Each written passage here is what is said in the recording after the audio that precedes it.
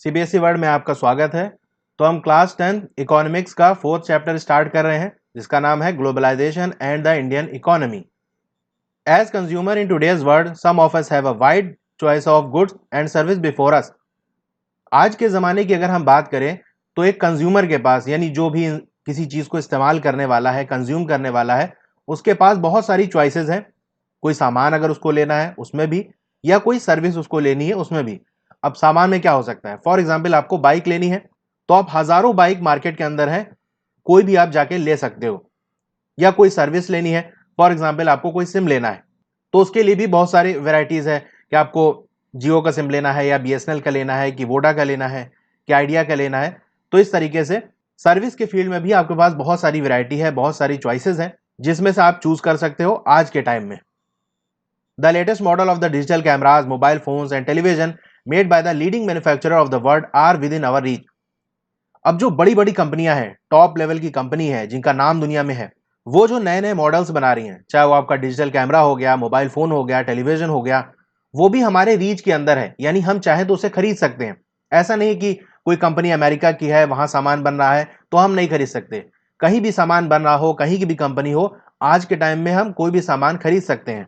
यानी हमारे आसपास मार्केट में वो अवेलेबल है। Every season new models of automobiles can be seen on Indian roads. तो हर सीजन में आप देख सकते हो नई नई गाड़ियां आपको रोड पे चलते हुए दिखेंगी, नए नए मॉडल्स आपको दिखते हैं। Gone are the days when Ambassador and Fiat are the only cars on the Indian road.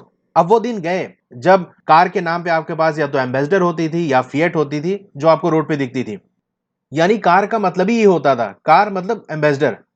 आपको कार कहीं दिखेगी तो एम्बेसडर दिखेगी या फिएट दिखेगी, ज्यादातर एम्बेसडर दिखती थी। तो वो दिन अब जा चुके हैं। Today Indians are buying car produced by nearly all the top companies in the world. आज के टाइम इंडिया के अंदर हर तरीके की कार जो भी बड़ी बड़ी कंपनियां बना रही हैं, टॉप लेवल कंपनियां बना रही हैं, वो खरीदी जा रही हैं। अब चाहे आपको मर्सिडीज हो गया, बीएमडब्ल्यू हो गया, ऑडी हो गया या और कोई भी ब्रांड है, तो ये सब जो टॉप की कंपनीज हैं वो भी कार इंडिया के अंदर बिक रही है और इंडिया के अंदर खरीदी जा रही है। A similar explosion of the brand can be seen for many other goods, from shirt to television to processed fruit juice.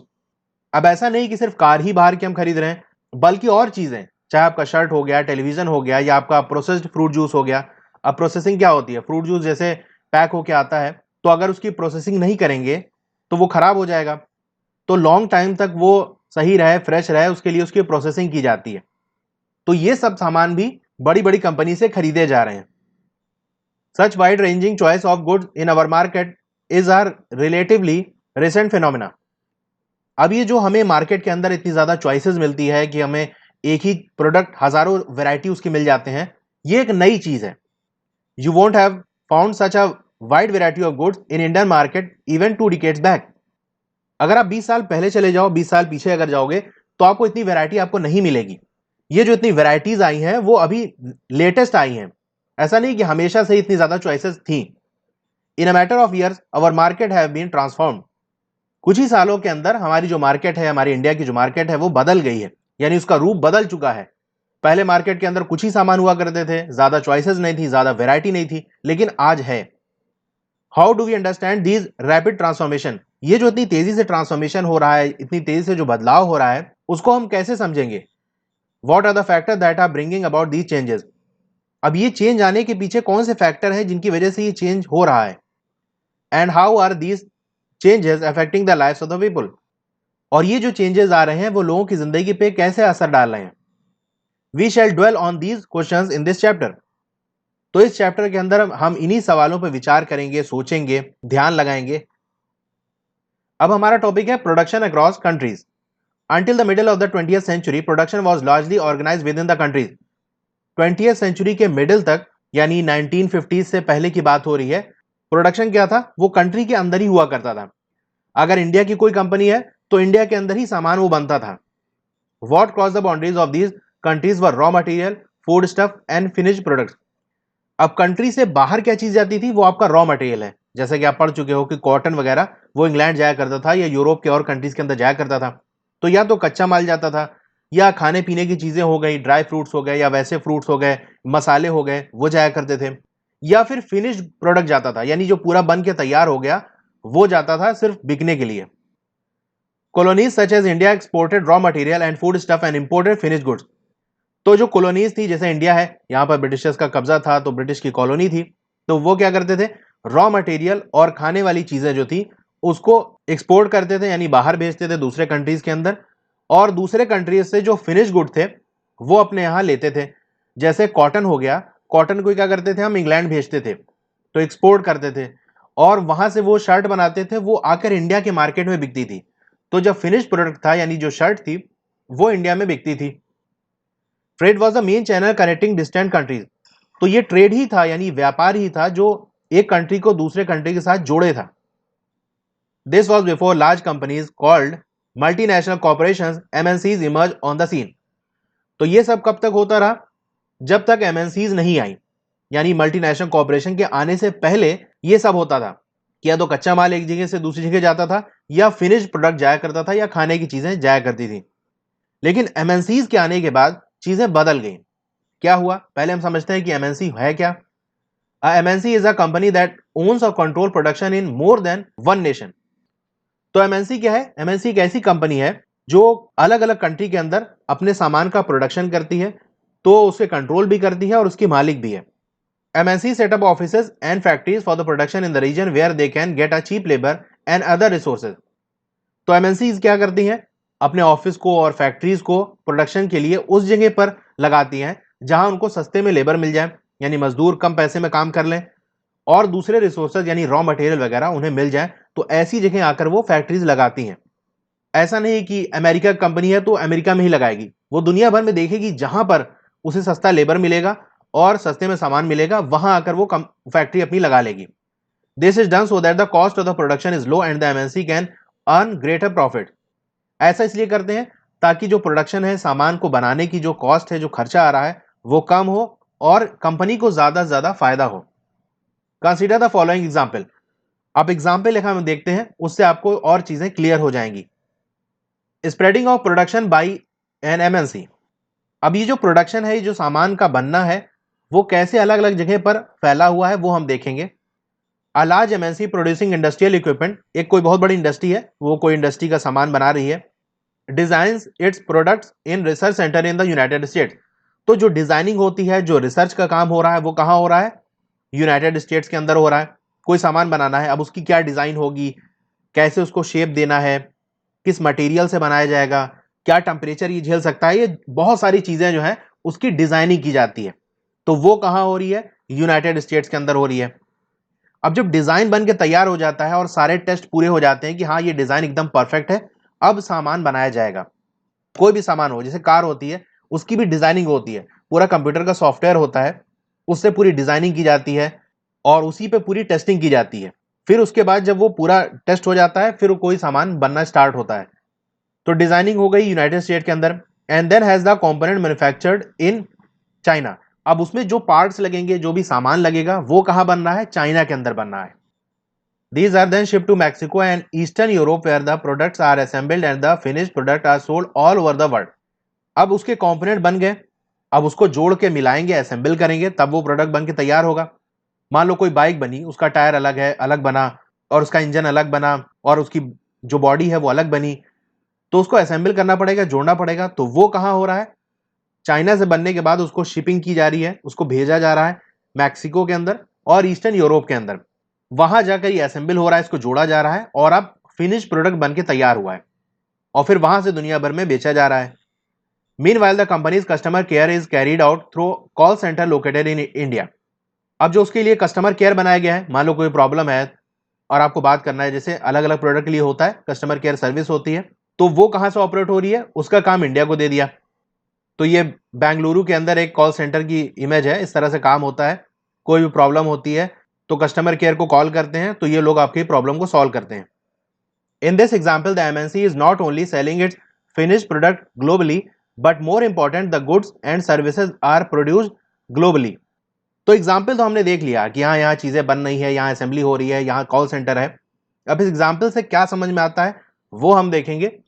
तो यहां हमको ये बात समझ में आती है कि सिर्फ जो फिनिश प्रोडक्ट है, यानी जो बन के एकदम तैयार है सामान, वही ग्लोबल लेवल पे नहीं बिक रहा है, यानी दुनिया भर में जाकर वही नहीं बिक रहा है, बल्कि जो बन रहा है और उससे रिलेटेड जो सर्विस दी जा रही है वो भी ग्लोबल लेवल पे दी जा रही है। यानी एक कंट्री के अंदर ऐसा नहीं कि एक कंट्री के अंदर वहां उसके पार्ट्स बने, वही असेंबल हुए और वहीं पर उसका कॉल सेंटर है, बल्कि अलग अलग जगह ये सारी चीजें हो रही हैं। तो गुड्स और सर्विस वो भी ग्लोबल लेवल पे प्रोड्यूस हो रही है, अलग अलग जगह से अलग अलग चीजें दी जा रही हैं। As a result production is organise in increasingly complex way. तो इस तरह जो प्रोडक्शन है, जो सामान का बनना है, वो बहुत कॉम्प्लेक्स तरीके से ऑर्गेनाइज है। यानी अब अलग अलग जगह बनेगा तो अलग जगह का अलग कानून है, बहुत तरीके के उसमें तामझाम है, तो इसलिए कह रहा है बहुत कॉम्प्लेक्स है इसको ऑर्गेनाइज करना। The production process is divided into small parts and spread out across the globe. अब जो प्रोडक्शन है, सामान का जो बनना है, उसको डिवाइड कर दिया गया है छोटे छोटे हिस्से में और दुनिया भर में फैला दिया है। यहां कुछ बनेगा, यहां कुछ काम होगा, यहां कुछ काम होगा, इस तरह से कर दिया गया है। In the above example China provide the advantage of being a cheap manufacturing location. अब चाइना के अंदर सामान क्यों बनना है, जो भी एग्जाम्पल हमने देखा, क्योंकि चाइना के अंदर लेबर सस्ता है। यानी वहां अगर कोई चीज आप बनाओगे तो वहां जो मजदूर है वो सस्ते में काम करेंगे आपका, तो जो प्रोडक्शन कॉस्ट है वो कम हो जाएगी। Mexico and Eastern Europe are useful for their closeness to the market in the US and Europe. अब असेंबली मैक्सिको और ईस्टर्न यूरोप में क्यों हो रही है, क्योंकि वहां से मार्केट करीब है। यूएस में बेचना है, अगर मैक्सिको में असेंबली होगी तो मैक्सिको तो यूएस से लगा हुआ है, बिल्कुल मिला हुआ है, तो वहां जाके बेचा जा सकता है। अब ईस्टर्न यूरोप में अगर असेंबली होगी, सामान को कंबाइन करेंगे और फिनिश्ड गुड में कन्वर्ट करेंगे तो पूरे यूरोप में आसानी से बेचा जा सकता है।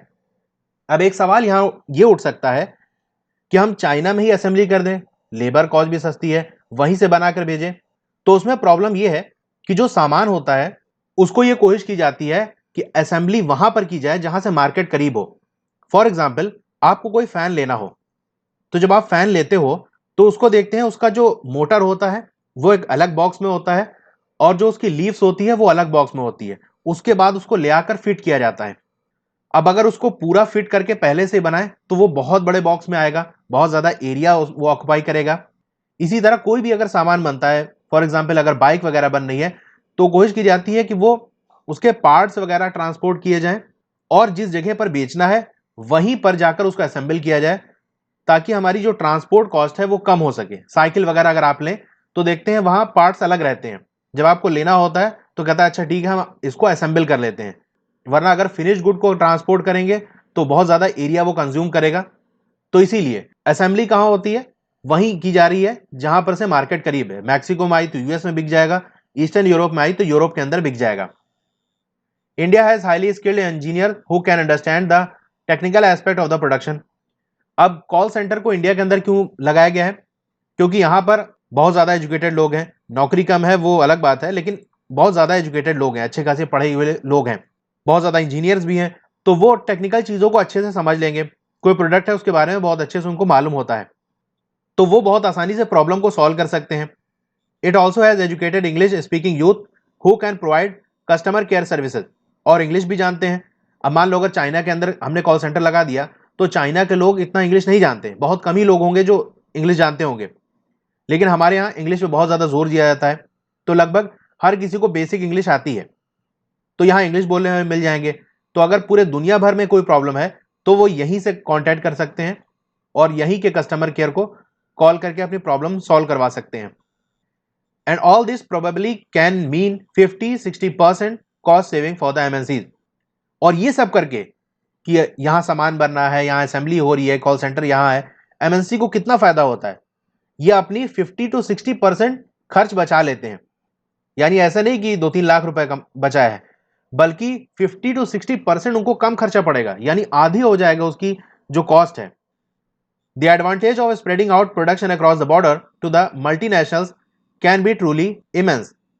अब जो अलग अलग जगह पर प्रोडक्शन को स्प्रेड किया जा रहा है अक्रॉस द बॉर्डर्स, यानी अलग अलग नेशंस में, इसीलिए इसका नाम मल्टीनेशनल है। यानी एक नेशन होता है, नेशन यानी देश, मल्टीनेशनल यानी कई देश के अंदर उसका काम हो रहा है, तो इससे जो फायदा हो रहा है वो बहुत ज्यादा है। अब यहां देख लेते हैं, लेट्स वर्क दिस आउट। यहां पर आपके टेबल कंप्लीट नहीं होगा, मैंने यहां कंप्लीट किया हुआ है, तो आपको कंप्लीट करना है production process. The brand tag, कोई ब्रांड है उसमें एक टैग लगा हुआ है made in Thailand, but they are not Thai product. उसमें टैग तो लगा है कि थाईलैंड का बना है, लेकिन वो थाई का प्रोडक्ट नहीं, यानी थाईलैंड का प्रोडक्ट नहीं है। We can dissect the manufacturing process and look for the best solution at the each step. तो हम देखते हैं कि कैसे इसकी मैन्युफैक्चरिंग हुई, कहाँ कहाँ क्या चीजें बनी। We are doing it globally, तो ये ग्लोबल लेवल पे बन रहा है, ऐसा नहीं कि सिर्फ थाईलैंड के अंदर बन रहा है। In making garment the company may for example get cotton fibre from Korea. अब कोई गारमेंट बन रहा है, कोई कपड़ा वगैरह मान ली बन रहा है, तो उसके लिए जो कॉटन है, कॉटन का फाइबर है, वो कोरिया से लिया जा रहा है। अब उसमें जो बटन लगेगी वो फ्रांस से ली जा रही है। जो डिजाइनिंग की जा रही है, किस डिजाइन का कपड़ा बनना है, वो इटली के अंदर हो रही है, वहां की डिजाइनिंग बहुत ज्यादा मशहूर है। Manufacture the cloth in China, China के अंदर वो बन रहा है, यानी डिजाइन बन के तो तैयार हो गई कि हाँ ऐसे बनाना है, लेकिन जो कपड़ा बनना है वो चाइना के अंदर जाके बन रहा है। Stitch the garment in Thailand, तो उसकी जो सिलाई हो रही है वो कहाँ हो रही है, थाईलैंड के अंदर हो रही है। And sell it all over the world, और दुनिया भर के अंदर बेचा जा रहा है। ओके, तो आज की इस वीडियो में इतना ही। आपको वीडियो कैसी लगी कमेंट करके जरूर बताइए, अच्छी लगी हो तो लाइक जरूर करिए और अपने दोस्तों में से शेयर करिए। और अगर चैनल को सब्सक्राइब नहीं किया है तो सब्सक्राइब करके बेल आइकन दबा लीजिए। और दूसरे सब्जेक्ट की अगर आपको वीडियो देखनी है या इसी इकोनॉमिक्स की और वीडियोस देखनी है तो प्लेलिस्ट का लिंक आपको नीचे मिल जाएगा, सब्जेक्ट वाइज सब दिया हुआ है लिंक, वहां से जाके आप देख सकते हैं। Okay, thank you.